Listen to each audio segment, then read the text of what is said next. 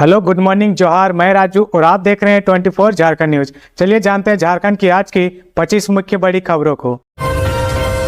Railway group D में 22,195 पदों पर बम्पर बहाली, आवेदन शुरू। भारतीय रेलवे में नौकरी की तैयारी कर रहे युवाओं के लिए बड़ी खुशखबरी है। रेलवे भर्ती बोर्ड आरआरबी ने ग्रुप डी लेवल 1 पदों पर भर्ती के लिए आवेदन शुरू कर दी है। इस भर्ती अभियान के तहत देश भर के विभिन्न रेलवे जोनों में कुल 22,195 पदों पर नियुक्ति की जाएगी। ऑनलाइन आवेदन प्रक्रिया 31 जनवरी 2026 से शुरू हो चुकी है, जबकि इच्छुक उम्मीदवार 2 मार्च 2026 तक आवेदन कर सकते हैं। भर्ती के लिए उम्मीदवारों की न्यूनतम आयु 18 वर्ष और अधिकतम आयु 33 वर्ष निर्धारित की गई है। आयु की गणना 1 जनवरी 2026 के आधार पर की जाएगी।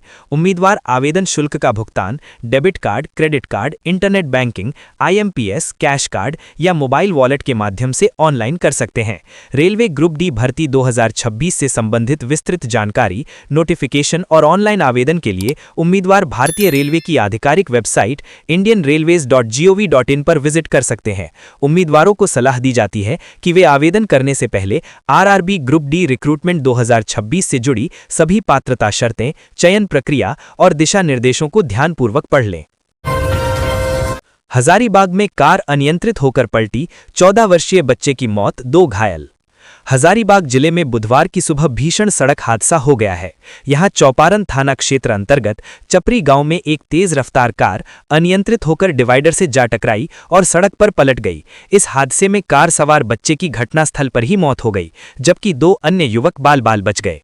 मिली जानकारी के अनुसार कार में कुल 3 लोग सवार थे।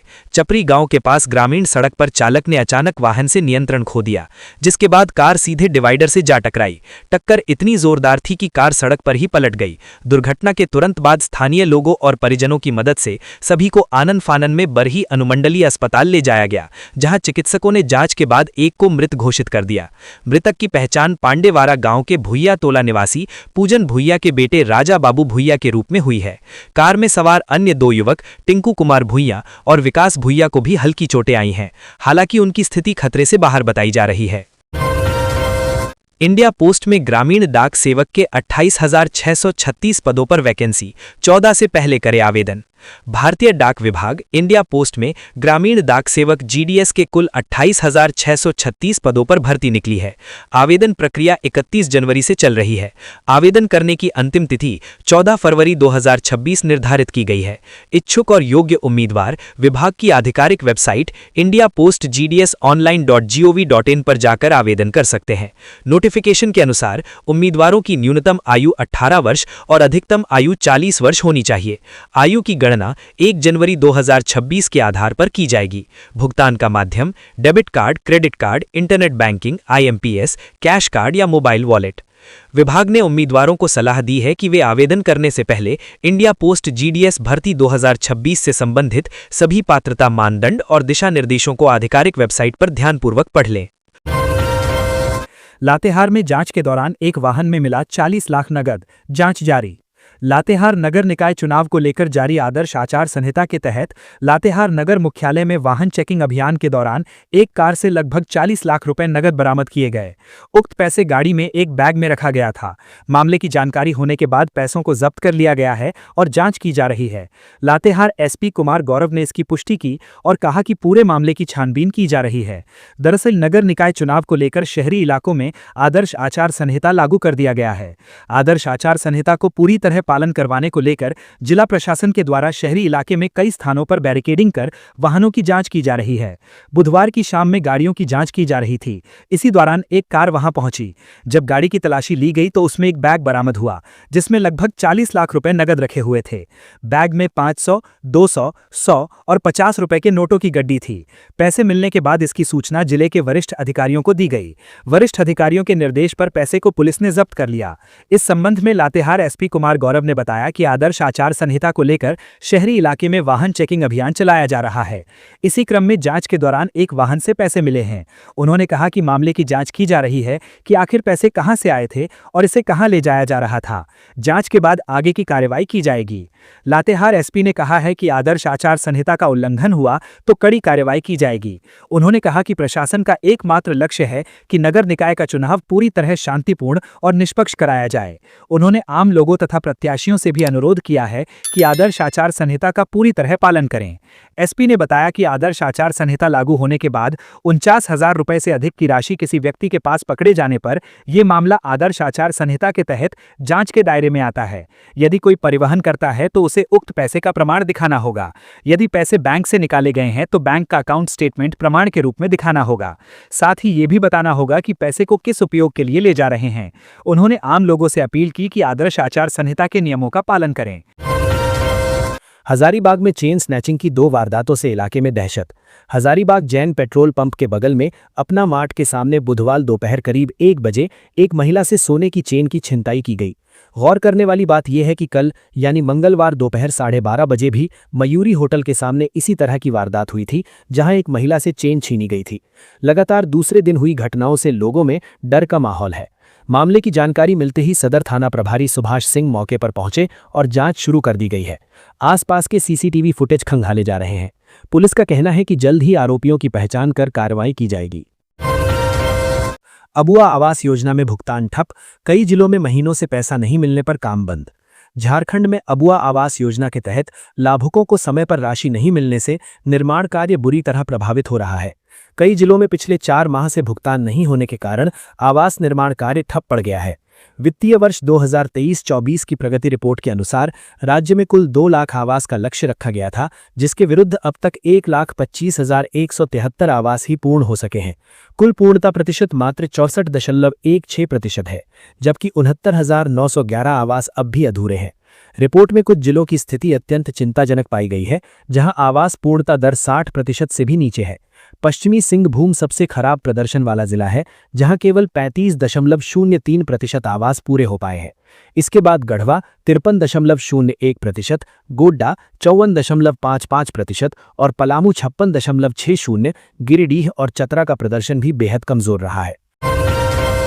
दुबई में फंसे झारखंड के मजदूरों से मंत्री इरफान अंसारी ने की बात, कहा जल्द होगी घर वापसी, हम जमीन पर उतरकर काम करते हैं। दुबई में फंसे झारखंड के गिरिडीह और हजारीबाग जिले के मजदूरों को लेकर राहत भरी खबर सामने आई है। झारखंड सरकार के मंत्री डॉक्टर इरफान अंसारी ने स्पष्ट किया है कि सभी मजदूर सुरक्षित हैं और उन्हें जल्द स्वदेश वापस लाया जाएगा। डॉक्टर इरफान अंसारी ने बताया कि मजदूरों के बंधक बनाए जाने की सूचना मिलने के बाद वे व्यक्तिगत रूप से इस मामले को लेकर काफी चिंतित थे। मजदूरों के परिजन लगातार संपर्क में थे और अपने बच्चों को सुरक्षित वापस लाने की गुहार लगा रहे थे। जानकारी मिलते ही दुबई में मौजूद झारखंड के लोगों को सक्रिय किया गया। दुबई में रह रहे जाहिद नामक व्यक्ति ने मजदूरों का पता लगाया, उनसे संपर्क किया और पूरी स्थिति की जानकारी मंत्री को दी। जाहिद के मौके पर पहुंचते ही मजदूरों के चेहरे पर राहत साफ नजर आई। डॉक्टर इरफान अंसारी ने बताया कि मजदूरों से उनकी सीधी बातचीत कराई गई है और आवश्यक औपचारिकताओं के तहत पासपोर्ट जमा करने के निर्देश दिए गए हैं। उन्होंने कहा कि घबराने की कोई जरूरत नहीं है, हर स्तर पर मदद की जा रही है। मंत्री ने बताया कि वे इस पूरे मामले को लेकर मुख्यमंत्री हेमंत सोरेन के लगातार संपर्क में हैं और 1-2 दिन के भीतर सभी मजदूरों को सुरक्षित झारखंड वापस लाने की प्रक्रिया पूरी कर ली जाएगी। डॉक्टर इरफान अंसारी ने परिजनों को भरोसा दिलाते हुए कहा कि झारखंड हो देश हो या विदेश, सरकार और कार्यकर्ता हर जगह इंसानियत और जिम्मेदारी के साथ काम कर रहे हैं। साथ ही उन्होंने बयानबाजी करने वालों पर निशाना साधते हुए कहा कि कुछ लोग सिर्फ बोलते हैं, जबकि वे जमीन पर उतरकर काम करने में विश्वास रखते हैं। रांची में चोरों का बढ़ता हौसला, थाने से चंद दूरी पर स्थित जेवर दुकान से 16 किलो चांदी उड़ाई। राजधानी में एक जेवर दुकान को चोरों ने निशाना बनाते हुए 16 किलो चांदी पर हाथ साफ कर दिया है। हैरत की बात यह है कि जिस जेवर की दुकान को चोरों ने निशाना बनाया है वो स्थानीय थाने से कुछ ही दूरी पर स्थित है। चोरी किए गए चांदी की कीमत 50 लाख बताई जा रही है। राजधानी रांची में चोरों का मनोबल लगातार बढ़ता जा रहा है। ताज़ा मामला रांची के सुखदेवन नगर थाना क्षेत्र का है। सुखदेवन नगर थाना क्षेत्र में थाने से महज कुछ 100 मीटर दूर एक ज्वेलर्स को चोरों ने अपना निशाना बनाया है। चोरों ने दुकान से करीब 16 किलो चांदी की चोरी कर ली और फरार हो गए। घटना के बाद दुकान संचालक ने पुलिस को सूचना दी, लेकिन जांच में अब तक कोई ठोस सुराग हाथ नहीं लगा है। दुकान के सीसीटीवी फुटेज में एक चोर की साफ तस्वीर कैद हुई है, जिसने अंदर घुसकर चोरी की है। वहीं दुकान के बाहर 6 अन्य चोर पहरे की तरह खड़े थे। चोरों ने जेवर दुकान में पहुंचने के साथ ही बाहर के सीसीटीवी कैमरे को ऊपर की तरफ मोड़ दिया था। चोर दुकान का ताला तोड़कर अंदर जाते दिखे हैं। दुकान में सिर्फ एक चोर गया और मुंह में टॉर्च लेकर गहनों की तलाश करता हुआ दिख रहा है। सुखदेवन नगर थाना प्रभारी सुनील कुमार कुशवाहा ने बताया कि जेवर दुकान के मालिक के द्वारा दिए गए आवेदन में 16 किलो चांदी चोरी होने की बात कही गई है। पुलिस सीसीटीवी फुटेज के आधार पर चोरों की तलाश में जुटी हुई है। थाना प्रभारी ने कहा कि एफएसएल की टीम को बुलाकर भी जांच की गई है। रांची के पुंदाग में नाबालिग लड़के की हत्या, निर्माणाधीन अपार्टमेंट में मिला शव। राजधानी रांची के पुंदाग ओपी क्षेत्र में एक नाबालिग लड़के की हत्या का मामला सामने आया है। 18 वर्षीय जसीम मंसूरी का शव लाजपत नगर इलाके में स्थित एक निर्माणाधीन अपार्टमेंट से बरामद किया गया है। मृत लड़का रांची के पंडरा स्थित मुस्लिम मोहल्ले का रहने वाला था। रांची के पुंदाग ओपी इलाके में एक नाबालिग लड़के की क्रूरता से हत्या कर दी गई है। शव को देखकर ऐसा लगता है कि पहले जसीम को चाकू से मारा गया और फिर हत्या के बाद मृतक को निर्माणाधीन 4 माले अपार्टमेंट की ऊपरी मंजिल से नीचे फेंक दिया गया। मामले की जानकारी मिलते ही हटिया डीएसपी पीके मिश्रा मौके पर पहुंचे और मामले की जांच में जुट गए हैं। इस दौरान एफएसएल की टीम भी मौके पर पहुंचकर सबूत जुटा रही है। पंडरा मुस्लिम बस्ती का रहने वाला वसीम मंसूरी 2 फरवरी से ही लापता था। परिजनों ने पंडरा ओपी में गुमशुदगी का सनहा दर्ज कराया था। बुधवार को परिजन उसे तलाशते हुए पुंदाग इलाके के उक्त अपार्टमेंट पहुंचे तो वहां वसीम का क्षत विक्षत शव पड़ा मिला। मृत लड़के के पिता अजीम मंसूरी ने बताया, वसीम का किसी से कोई झगड़ा या विवाद नहीं था, वह पेंटिंग का काम करता था। घटना की जानकारी मिलते ही हटिया डीएसपी पीके मिश्रा के नेतृत्व में एफएसएल टीम मौके पर पहुंची। टीम ने चाकू के निशान, खून के धब्बे समेत सभी वैज्ञानिक साक्ष्य संग्रहित किए हैं। वहीं इस संबंध में हटिया डीएसपी पीके मिश्रा ने बताया कि मामला हत्या का है। ऐसा लगता है कि आपसी विवाद के बाद जसीम को पहले पीटा गया है और फिर उसकी हत्या कर दी गई है। उन्होंने कहा कि पुलिस मामले की जांच की जा रही है, जल्द हत्याकांड का खुलासा कर दिया जाएगा। रांची के खाटगड़ा बस स्टैंड में लगातार आगजनी की घटनाओं का खुलासा, एक गिरफ्तार, सीसीटीवी फुटेज से पकड़ा गया शख्स। खाटगड़ा बस स्टैंड पर लगातार हो रही आगजनी की घटनाओं में पुलिस ने एक संदिग्ध आरोपी को गिरफ्तार कर लिया है। सीसीटीवी फुटेज के आधार पर लोअर बाजार थाने की पुलिस ने अर्जुन भोक्ता नामक आरोपी को पकड़ा, जिसके कब्जे से माचिस का डिब्बा और लाइटर बरामद हुआ। प्रारंभिक जांच में आरोपी पर जानबूझकर आग लगाने का शक है। रांची के सिटी एसपी पारस राणा ने बताया कि 1 फरवरी 2026 को दोपहर करीब 2:30 बजे खाटगड़ा बस स्टैंड पर खड़ी 6 बसों में अचानक आग लग गई थी, जिसमें सभी बसें जलकर खाक हो गईं। इस घटना की जांच जारी थी। उसी दौरान 2 फरवरी को बस टर्मिनल के सामने खड़ी सिटी बस में फिर आग लग गई। राहत की बात यह रही कि समय रहते आग बुझा ली गई। जांच के दौरान सीसीटीवी फुटेज की पड़ताल में एक संदिग्ध व्यक्ति का हाथ फुटेज में कैद हुआ। फुटेज में देखा गया कि बस में आग लगने से ठीक पहले वह व्यक्ति हाथ में कपड़ा लिए बस में घुसा और बाहर निकलते ही आग भड़क उठी। पुलिस ने आगे जांच की तो 1 फरवरी की घटना वाली पहली जलकर खाक हुई बस के 5 मिनट पहले भी यही व्यक्ति उसी बस के पास से गुजरता नजर आया। इन सुरागों के आधार पर लोअर बाजार थाने में 3 फरवरी को कांड संख्या 31/2026 धारा 326 का 5 बीएनएस के तहत मामला दर्ज किया गया। विशेष टीम ने छापेमारी कर आरोपी को उसके घर से दबोच लिया। गिरफ्तार आरोपी अर्जुन भोक्ता है, जो रांची के सिकदरी का रहने वाला है। गिरफ्तार आरोपी के पास से एक माचिस का डिब्बा और एक लाइटर भी बरामद किया गया है। रांची के सिटी एसपी पारस राणा ने बताया कि आरोपी को जिस समय पकड़ा गया वह अत्यधिक नशे में था। या तो उसने शराब का नशा किया था या फिर डेंड्रॉइड का। सिटी एसपी के अनुसार इस मामले में दर्जनों लोगों से पूछताछ की गई है, लेकिन अंत में सीसीटीवी फुटेज के आधार पर आरोपी को गिरफ्तार किया गया। कांटाटोली सिरमटोली फ्लाईओवर, एसडीओ ने किया साइट विजिट, काम में तेजी लाने के निर्देश। रांची में बन रहे कांटाटोली सिरमटोली फ्लाईओवर को लेकर प्रशासन हरकत में है। उपायुक्त मंजूनाथ भजंत्री के निर्देश पर सदर एसडीओ कुमार रजत ने फ्लाईओवर निर्माण स्थल का निरीक्षण किया। निरीक्षण के दौरान एसडीओ ने जमीन अधिग्रहण, मकान शिफ्टिंग, बिजली पानी की व्यवस्था और ट्रैफिक मैनेजमेंट से जुड़े कामों की जानकारी ली। उन्होंने सभी संबंधित विभागों और निर्माण एजेंसी को आपस में बेहतर तालमेल बनाकर काम तेजी से पूरा करने को कहा। एसडीओ ने साफ कहा कि निर्माण में जो भी दिक्कतें आ रही हैं उन्हें तुरंत दूर किया जाए ताकि काम रुके नहीं। साथ ही उन्होंने तय समय सीमा के अंदर फ्लाईओवर निर्माण पूरा करने पर जोर दिया। जिला प्रशासन लगातार इस परियोजना पर नजर बनाए हुए है। प्रशासन का मानना है कि फ्लाईओवर बनकर तैयार होते ही लोगों को जाम से राहत मिलेगी और शहर में यातायात व्यवस्था बेहतर होगी। धनबाद में मजदूरों का हक मार रही हैं कंपनियां, डकार गई 6 करोड़ का लेबर सेस। कोयला नगरी धनबाद से लेबर सेस का बकाया मामला सामने आया है।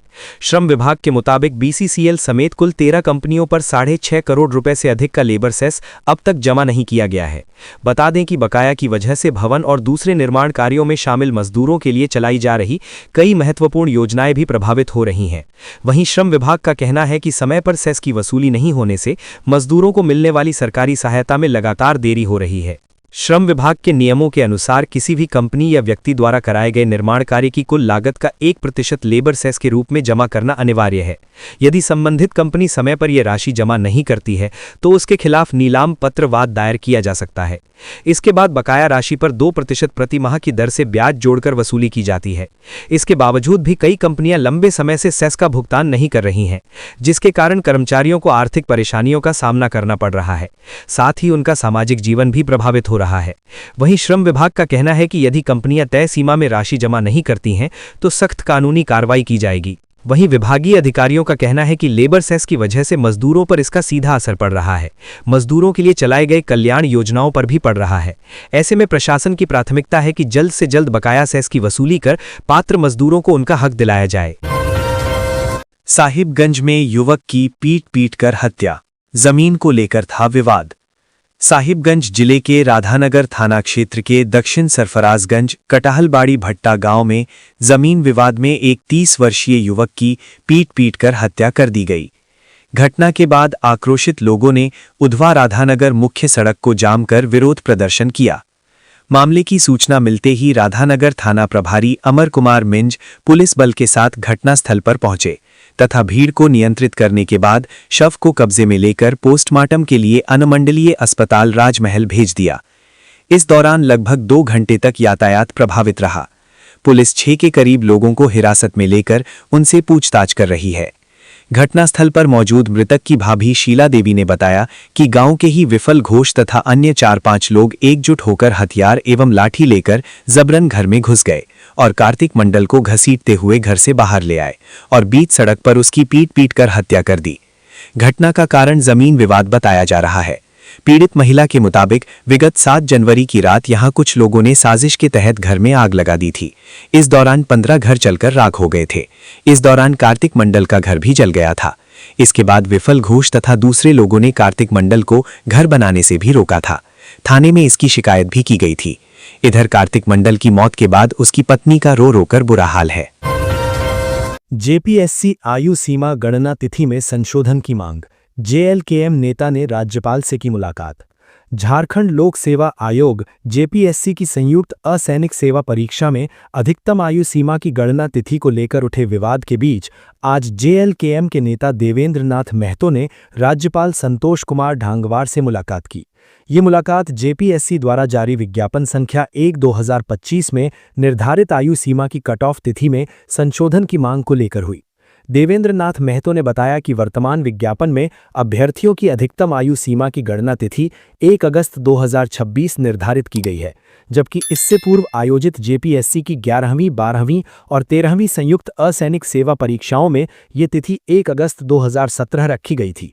ऐसे में अगली परीक्षा के लिए स्वाभाविक रूप से ये तिथि 1 अगस्त 2018 होनी चाहिए थी, ताकि वर्षों से तैयारी कर रहे योग्य अभ्यर्थी परीक्षा से वंचित न हो। उन्होंने कहा कि झारखंड के गठन के 25 वर्षों में अब तक केवल 8 बार ही जेपीएससी परीक्षा आयोजित हो सकी है। लंबे अंतराल के बाद 2026 की संयुक्त असैनिक सेवा परीक्षा का विज्ञापन जारी होना अभ्यर्थियों के लिए उम्मीद लेकर आया था, लेकिन आयु सीमा की गणना तिथि को 1 अगस्त 2026 निर्धारित कर 2017-2018 के बीच के लगभग 8-9 वर्षों के अंतर को समाप्त मान लिया गया, जिससे लाखों अभ्यर्थी आवेदन से वंचित हो गए हैं। इनमें वे छात्र भी शामिल हैं जो पूर्व परीक्षाओं में इंटरव्यू तक पहुंच चुके थे। देवेंद्र नाथ महतो ने कहा कि झारखंड एक विकासशील राज्य है, जहां गरीब, किसान, मजदूर, आदिवासी और मूलवासी परिवारों के छात्र प्रशासनिक सेवा में आने का सपना देखते हैं। राज्य को ईमानदार, संवेदनशील और संघर्षशील अधिकारियों की आवश्यकता है, ताकि कमजोर वर्गों को मुख्य धारा में लाया जा सके। इसी भावना के साथ राज्यपाल से हस्तक्षेप की मांग की गई है। झारखंड शराब घोटाले में बड़ा खुलासा, विनय सिंह ने 70 लाख वसूले। राज्य में शराब घोटाला मामले में भ्रष्टाचार निरोधक ब्यूरो एसीबी को जांच में बड़ी सफलता हाथ लगी है। एसीबी के मुताबिक फर्जी बैंक गारंटी के आधार पर हुए घोटाले में विनय सिंह ने 70 लाख रुपए की वसूली की थी। ये रकम तत्कालीन उत्पाद सचिव विनय कुमार चौबे के कहने पर दी गई थी। दरअसल ये खुलासा महेश शेड़े के बयान से हुआ है, जिसे एसीबी ने औपचारिक रूप से दर्ज किया है। बाकायदा अधिकारियों द्वारा इसकी पुष्टि भी की गई है। एसीबी अधिकारियों के अनुसार नेक्स्ट जेन सॉल्यूशन टेक्नोलॉजी से जुड़े खातों की भी जांच की जा रही है। इस सिलसिले में कंपनी के अकाउंट से जुड़े राजीव कुमार झा का बयान दर्ज कराया गया है। उनके बयान के आधार पर एसीबी को ये जानकारी मिली है कि स्वप्ना संचिता न तो किसी बैठक में शामिल होती थीं और न ही कंपनी के कार्यालय का कभी दौरा करती थीं। वहीं पहले की गई जांच में एसीबी को पता चला था कि स्वप्ना संचिता नेक्स्ट जेन सॉल्यूशन टेक्नोलॉजी में कंसल्टेंट के रूप में कार्यरत थीं।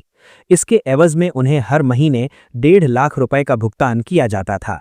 ये भुगतान वर्ष 2019 से 2023 तक किया गया। हालांकि जांच के दौरान एसीबी के समक्ष न तो कोई नियुक्ति पत्र प्रस्तुत किया गया और न ही नियुक्ति के लिए किसी विज्ञापन से जुड़े दस्तावेज उपलब्ध कराए गए। एसीबी अधिकारियों का कहना है कि बयान में सामने आए तथ्यों के आधार पर अब मनी ट्रेल हासिल करने की कोशिश तेज कर दी गई है। ये पता लगाया जा रहा है कि भुगतान किन खातों से हुआ, किन माध्यमों से रकम ट्रांसफर की गई और क्या ये राशि किसी अन्य उद्देश्य के लिए इस्तेमाल की गई। सूत्रों के अनुसार शराब घोटाला केस में ऐसा अंदेशा लगाया जा रहा है कि जैसे जैसे जांच आगे बढ़ेगी और भी नाम सामने निकलकर सामने आएंगे। वहीं एसीबी के द्वारा इस पूरे नेटवर्क की परत दर परत जांच की जा रही है ताकि ये स्पष्ट हो सके कि फर्जी बैंक गारंटी के जरिए किस तरह से सरकारी सिस्टम का दुरुपयोग किया गया और कौन कौन लोग इसमें शामिल हैं। रांची के 3 डैम के कैचमेंट एरिया में अतिक्रमण पर झारखंड हाईकोर्ट गंभीर, डीसी से रिपोर्ट तलब। राजधानी रांची में 3 ऐसे डैम हैं जो राजधानी वासियों के पेयजल की जरूरत को पूरा करते हैं। इनके नाम है धुरवा डैम, कांके डैम और गेतलसूद डैम। लेकिन तीनों डैम के कैचमेंट एरिया में अतिक्रमण का मामला सामने आने पर झारखंड हाईकोर्ट ने इसे गंभीर बताते हुए जिला प्रशासन से रिपोर्ट तलब किया है। मामले की विस्तृत सुनवाई 26 मार्च को होगी। झारखंड हाईकोर्ट के अधिवक्ता धीरज कुमार ने बताया कि हाईकोर्ट के चीफ जस्टिस एमएस सोनक की खंडपीठ में रांची के जल स्रोतों और तीनों प्रमुख डैम के क्षेत्र में अतिक्रमण मामले पर सुनवाई हुई। खंडपीठ ने रांची के उपायुक्त से जानना चाहा कि डैमों के लिए कितनी जमीन अधिग्रहित की गई थी और उन जमीनों पर कितना अतिक्रमण हुआ है। खंडपीठ ने यह भी जानना चाहा कि अतिक्रमण को हटाने के लिए जिला प्रशासन की ओर से क्या क्या कार्रवाई की गई है या की जा रही है। शपथ पत्र के जरिए इन सवालों का जवाब मांगा गया है। सुनवाई के दौरान खंडपीठ ने पिछली सुनवाई के दौरान कोर्ट के आदेश के अनुपालन पर रांची नगर निगम से रिपोर्ट तलब किया है। नगर निगम की ओर से अधिवक्ता एलसीएन शाहदेव ने पक्ष रखा। इस दौरान सरकार की ओर से बताया गया कि हरमू नदी, हीनू नदी और धुरवा डैम क्षेत्र से अतिक्रमण हटाने के लिए लगातार कार्रवाई की जा रही है। ये भी बताया गया कि कुछ मामलों में कोर्ट के स्थगन आदेश के कारण अतिक्रमण नहीं हटाया जा सका है। इस दौरान एमिकस क्यूरी इंद्रजीत सिन्हा की ओर से बताया गया कि तीनों डैम के कैचमेंट एरिया में अतिक्रमण हुआ है। अधिवक्ता धीरज कुमार ने बताया कि इस बीच धुरवा डैम की अधिग्रहित जमीन पर अतिक्रमण मामले में एसीबी ने मुकदमा दर्ज किया है। साथ ही एसीबी चिन्हित कर रही है कि कौन कौन से लोगों ने डैम की जमीन पर अतिक्रमण किया है। झामुमो का 54वां स्थापना दिवस, सीएम हेमंत ने गुरुजी को दी श्रद्धांजलि। नियोजन नहीं देने वाली कंपनियों पर कब्जा जमाने का किया आह्वान। मुख्यमंत्री हेमंत सोरेन ने गोल्फ ग्राउंड में झामुमो के 54वें स्थापना दिवस समारोह में हिस्सा लिया। मंत्री सुदिव्य सोनू और हफीजुल हसन के साथ साथ अन्य कई व्यक्ति भी मंच पर मौजूद रहे। मुख्यमंत्री ने शहीदों की याद में बने स्मारक पर फूल चढ़ाकर श्रद्धांजलि दी। उन्होंने मंच पर रखी दिशोम गुरु शिबू सोरेन की तस्वीर पर फूल चढ़ाकर उन्हें भी श्रद्धांजलि दी। इस दौरान मंच से मंत्रियों ने मांग की कि गुरुजी को भारत रत्न दिया जाए। समारोह में दूर दराज के आदिवासी बहुल इलाकों से बड़ी संख्या में लोग समारोह में शामिल हुए। पंडाल के बाहर भी भीड़ जमा थी। ये पहली बार था कि गुरुजी मंच पर मौजूद नहीं थे, उनकी जगह उनकी तस्वीर रखी थी। मुख्यमंत्री और अन्य लोगों ने मंच से गुरुजी के आंदोलन और उनके संघर्षों की कहानी बताई। मुख्यमंत्री ने मंच से बीजेपी पर हमला बोला और असम के आदिवासियों की दुर्दशा के बारे में भी बात की। उन्होंने कोयला खनन में लगी आउटसोर्सिंग कंपनियों में स्थानीय युवाओं को 75% रोजगार सुनिश्चित करने पर जोर दिया। उन्होंने युवाओं को संदेश दिया कि अगर आउटसोर्सिंग कंपनियां रोजगार नहीं देती हैं तो उन्हें उन कंपनियों पर कब्जा कर लेना चाहिए। उन्होंने मंच से सभी को जोहार कहकर अभिवादन किया। अपने संबोधन में मुख्यमंत्री ने कहा कि आज आदिवासी शब्द जोहार को हर जगह समर्थन मिल रहा है। अपने लंदन दौरे का जिक्र करते हुए उन्होंने कहा कि झारखंड के उनके भाइयों ने उन्हें जोहार कहकर अभिवादन किया। उन्होंने कहा कि पहले उनका कार्यक्रम शाम को होता था, लेकिन नगर निकाय चुनावों के लिए आचार संहिता के कारण इस साल का समारोह दिन में आयोजित किया गया। उन्होंने कहा कि उन्हें शाम के बाद माइक्रोफोन इस्तेमाल करने की इजाजत नहीं है। उन्होंने कहा कि उन्हें धूप, गर्मी या ठंड से कोई फर्क नहीं पड़ता। वे अपने लक्ष्य हासिल करने के लिए हमेशा मजदूरों के साथ खड़े रहते हैं। लोक भवन उद्यान में उमड़ा जनसैलाब। तीसरे दिन 12,711 आम लोगों ने किया भ्रमण। राज्यपाल के निर्देश पर लोक भवन उद्यान को आम नागरिकों के भ्रमण के लिए 2 फरवरी से 8 फरवरी 2026 तक खोला गया है। उद्यान के खुलने के बाद से ही आम जन में इसे देखने को लेकर खासा उत्साह देखा जा रहा है। इसी क्रम में आज तीसरे दिन कुल 12,711 नागरिकों ने लोक भवन उद्यान का भ्रमण एवं परिदर्शन किया। सुबह से ही लोक भवन परिसर में लोगों की लंबी कतारें देखने को मिली। परिवार, बच्चे, बुजुर्ग एवं युवा बड़ी संख्या में उद्यान की हरियाली, सुव्यवस्थित पथों, फूलों की आकर्षक क्यारियों और शांत वातावरण का आनंद लेते नजर आए। कई आगंतुकों ने उद्यान को प्राकृतिक सौंदर्य और स्वच्छता का बेहतरीन उदाहरण बताया। लोक भवन उद्यान का भ्रमण समय सुबह 10 बजे से दोपहर 3 बजे तक निर्धारित है। भ्रमण के लिए इच्छुक नागरिक लोक भवन के गेट नंबर 2 से प्रवेश कर सकते हैं, जहां सुरक्षा जांच की समुचित व्यवस्था की गई है। सुरक्षा कारणों से आगंतुकों को 1 बजे तक प्रवेश करने की अनुमति दी जा रही है, ताकि सभी लोग निर्धारित समय के भीतर आराम से उद्यान का भ्रमण कर सकें। प्रशासन की ओर से आगंतुकों की सुविधा और सुरक्षा को ध्यान में रखते हुए पर्याप्त पुलिस बल, स्वयंसेवक तथा आवश्यक व्यवस्थाएं की गई हैं। साथ ही नागरिकों से अपील की गई है कि वे उद्यान परिसर में स्वच्छता बनाए रखें, पौधों और संरचनाओं को नुकसान न पहुंचाएं तथा प्रशासन द्वारा जारी दिशा निर्देशों का पालन करें। लोक भवन उद्यान का ये भ्रमण कार्यक्रम न केवल आम नागरिकों को प्रकृति के करीब आने का अवसर प्रदान कर रहा है, बल्कि राज्य की प्रशासनिक विरासत और सौंदर्य से भी उन्हें परिचित करा रहा है। आगामी दिनों में भी बड़ी संख्या में लोगों के उद्यान भ्रमण के लिए पहुंचने की संभावना जताई जा रही है। कोडरमा में मिला प्रतिबंधित मांस का अवशेष, हंगामा। 4 घंटे मुख्य सड़क रखा जाम, पुलिस का समझाना हुआ बेकार। 24 घंटे में गिरफ्तारी का भरोसा। कोडरमा जिले के जयनगर थाना क्षेत्र अंतर्गत परसाबाद मेन मार्केट में प्रतिबंधित मांस का अवशेष मिलने पर देर शाम हंगामा शुरू हो गया। बड़ी संख्या में ग्रामीण बाजार क्षेत्र में जुट गए। धार्मिक भावनाएं आहत होने से ग्रामीणों में भारी आक्रोश देखा गया। आक्रोशित लोगों ने शाम करीब 7 बजे से परसाबाद बाजार से गुजरने वाली मुख्य सड़क को जाम कर दिया। सड़क जाम के कारण दोनों ओर वाहनों की लंबी कतार लग गई। ग्रामीण घटना के दोषियों की तत्काल गिरफ्तारी और कड़ी कार्रवाई की मांग पर अड़े रहे। सड़क जाम की सूचना मिलते ही जयनगर थाना प्रभारी उमानाथ सिंह और परसाबाद पुलिस पिकेट प्रभारी प्रमोद सिंह पुलिस बल के साथ मौके पर पहुंचे। अधिकारियों ने ग्रामीणों को समझाने का प्रयास किया और कानून हाथ में न लेने की अपील की, लेकिन ग्रामीण किसी भी कीमत पर जाम हटाने को तैयार नहीं हुए। उनका कहना था कि जब तक प्रशासन इस मामले का खुलासा नहीं करता और दोषियों को गिरफ्तार नहीं करता, तब तक वे पीछे नहीं हटेंगे। देर रात तक ग्रामीण सड़क पर डटे रहे और प्रशासन के खिलाफ नारेबाजी करते रहे। स्थिति को देखते हुए अतिरिक्त पुलिस बल भी तैनात किया गया, ताकि किसी तरह की अप्रिय घटना न हो सके। हालात की गंभीरता को देखते हुए देर रात जिले के पुलिस कप्तान अनुदीप सिंह, एसडीपीओ अनिल कुमार सिंह और मुख्यालय डीएसपी रतिभान सिंह मौके पर पहुंचे। वरिष्ठ अधिकारियों ने ग्रामीणों से बातचीत कर उन्हें शांत किया और भरोसा दिलाया कि इस मामले में दोषियों की पहचान कर अगले 24 घंटे के भीतर गिरफ्तारी की जाएगी। अधिकारियों के आश्वासन के बाद करीब 4 घंटे से जारी सड़क जाम हटाया गया और यातायात बहाल हुआ। ग्रामीण अपने घर लौट गए, लेकिन चेतावनी दी कि यदि तय समय में कार्रवाई नहीं हुई तो वे फिर आंदोलन करेंगे। एहतियातन पूरे इलाके में पुलिस की तैनाती की गई है। धनबाद में संजीव सिंह और भाजपा समर्थित मेयर प्रत्याशी ने भरा नामांकन। बीजेपी प्रदेश अध्यक्ष बोले, बर्दाश्त नहीं की जाएगी अनुशासनहीनता। झारखंड में नगर निकाय चुनाव को लेकर कोयलांचल की सियासत अब पूरी तरह गर्मा गई है। बीजेपी समर्थित प्रत्याशी संजीव अग्रवाल और पूर्व विधायक संजीव सिंह दोनों ने मेयर पद के लिए नामांकन पत्र दाखिल कर दिया है। दोनों दिग्गज नेताओं के मैदान में उतरते ही चुनावी सरगर्मी तेज हो गई है। पूर्व विधायक संजीव सिंह ने सबसे पहले समाहरणालय पहुंचकर अपने समर्थकों के साथ नॉमिनेशन किया। नामांकन के दौरान संजीव सिंह के समर्थकों की भारी भीड़ देखने को मिली। इसके करीब 2 घंटे बाद बीजेपी समर्थित प्रत्याशी संजीव अग्रवाल ने भी समाहरणालय पहुंचकर नामांकन दाखिल किया। संजीव अग्रवाल के समर्थन में प्रदेश अध्यक्ष आदित्य साहू, धनबाद सांसद ढुल्लू महतो, विधायक राज सिन्हा समेत पार्टी के कई वरिष्ठ नेता मौजूद रहे। इस दौरान हजारों की संख्या में बीजेपी कार्यकर्ता भी साथ नजर आए। नॉमिनेशन के बाद पूर्व विधायक संजीव सिंह ने कहा कि उनका परिवार लंबे समय से कोयलांचल की जनता की सेवा करता आया है और जनता के हित में ही वे मेयर चुनाव लड़ रहे हैं। उन्होंने कहा कि धनबाद का समग्र विकास उनका मुख्य लक्ष्य है। पार्टी से अलग होकर चुनाव लड़ने के सवाल पर उन्होंने कहा कि निकाय चुनाव दलीय आधार पर नहीं हो रहा है, इसलिए इससे कोई फर्क नहीं पड़ता, कोई भी चुनाव लड़ सकता है। वहीं बीजेपी समर्थित प्रत्याशी संजीव अग्रवाल के समर्थन में पहुंचे सांसद ढुल्लू महतो ने कहा कि पार्टी ने संजीव अग्रवाल को मेयर प्रत्याशी के रूप में समर्थन दिया है और बीजेपी पूरी ताकत के साथ चुनाव जीतने के लिए मैदान में उतर चुकी है। वहीं बीजेपी प्रदेश अध्यक्ष आदित्य साहू ने साफ कहा कि भाजपा समर्थित मेयर प्रत्याशी संजीव अग्रवाल ही हैं और वही जीत कर आएंगे।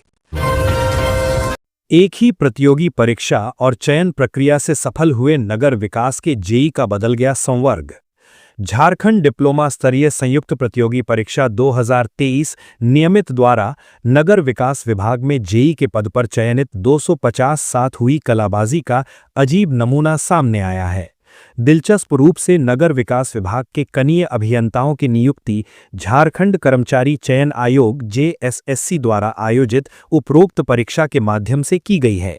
जेएसएससी ने विभिन्न विभागों द्वारा भेजी गई अधियाचना को एक साथ अमलगेट करते हुए विज्ञापन संख्या 6/2021 निकाला था। उसमें नगर विकास विभाग के लिए 250 कनीय अभियंताओं, पेयजल विभाग के लिए 171, जल संसाधन विभाग के लिए 440, पथ निर्माण विभाग के लिए 392 और कृषि विभाग के लिए 11 कनीय अभियंताओं के पद दर्शाए गए थे। इस विज्ञापन में कनीय अभियंताओं के संवर्ग को अवर अभियंत्रण सेवा रेखांकित किया गया। हालांकि कतिपय कारणों से 6/2021 विज्ञापन को रद्द कर दिया गया। बाद में फिर झारखंड डिप्लोमा स्तरीय संयुक्त प्रतियोगी परीक्षा 2023 नियमित आयोजित की गई। इस प्रतियोगिता परीक्षा का आधार 6/2021 का विज्ञापन बनाया गया। छात्रों को ये रिलीफ भी दी गई कि जिन्होंने 6/2021 के विज्ञापन के बाद परीक्षा फॉर्म भरा था, उन्हें फिर से परीक्षा शुल्क नहीं देना पड़ेगा। इसके बाद जेएसएससी द्वारा प्रतियोगिता परीक्षा का आयोजन किया गया। परीक्षा फल का प्रकाशन हुआ और मार्च 2024 में एक साथ पथ निर्माण विभाग, जल संसाधन विभाग, पेयजल स्वच्छता विभाग, कृषि विभाग के साथ साथ नगर विकास एवं आवास विभाग के लिए कनीय अभियंता के पद पर चयनित अभ्यर्थियों को नियुक्ति पत्र सौंप दिया गया। लेकिन दिलचस्प रूप से नगर विकास विभाग के कनीय अभियंता के पद पर चयनित अभ्यर्थियों को नियुक्ति पत्र में झारखंड नगरपालिका सेवा संवर्ग अंतर्गत कनीय अभियंता कर दिया गया। अर्थात नगर विकास विभाग के कनीय अभियंताओं के संवर्ग अवर अभियंता संवर्ग के बदले नगरपालिका सेवा संवर्ग कर दिया गया। नगरपालिका संवर्ग होने से चयनित कनीय अभियंताओं की सेवा राज्य के विभिन्न नगर निकायों में सौंप दी गई। तो ये थी आज की झारखंड की टॉप बड़ी खबरें। इसी तरह झारखंड की हर छोटी सी बड़ी खबर देखने के लिए आप हमारे चैनल 24 झारखंड न्यूज को सब्सक्राइब करके बेल आइकन प्रेस कर ले, जिससे झारखंड की हर छोटी सी बड़ी खबर की अपडेट आप तक पहुंचता रहे। तो आज के लिए बस इतना ही। हमें दीजिए इजाजत, फिर मिलते हैं नेक्स्ट न्यूज में।